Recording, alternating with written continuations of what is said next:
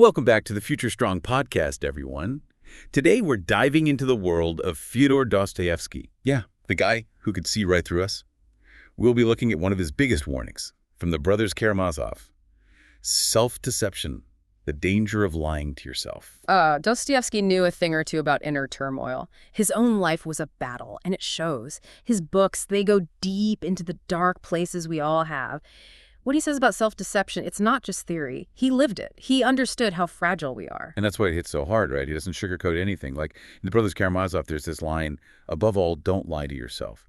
So simple, yet so powerful, you know? You hit the nail on the head, because for Dostoevsky, self-deception, that's the root of it all. So much unhappiness. We lie to ourselves, and bam, we're living in a fake world. Can't be real with ourselves, can't connect with anyone else. And that fakeness, it can really mess things up.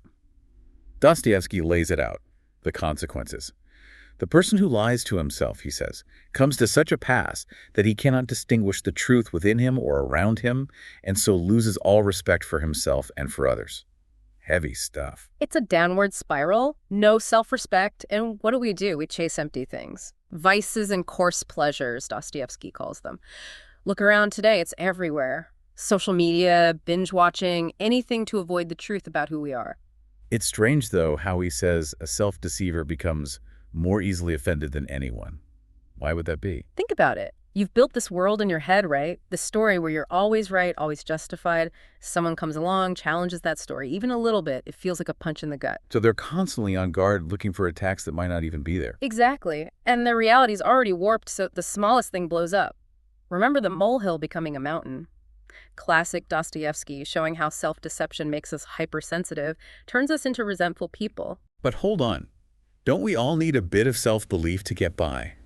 Even if it's a little exaggerated. That's a sharp question.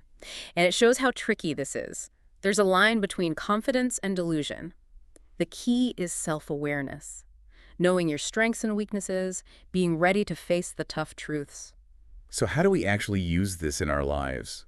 How do we catch ourselves when we're slipping into self-deception? It starts with looking inward, asking the tough questions, challenging your own beliefs. And it helps to have people you trust, people who can give you an honest outside view. That's so important. We get stuck in our heads so easily. Maybe that's Dostoevsky's challenge to us. Break out of those mental prisons, step into the light of truth, even if it hurts. Couldn't agree more. That's the path to real connection. Accepting ourselves, a life that truly means something. And that's a wrap for today, folks. Thanks for being with us on the Future Strong podcast. We hope this got you thinking. And remember, like Dostoevsky tells us, a stronger, truer self starts with honesty, even when it's tough. You got it. See you next time.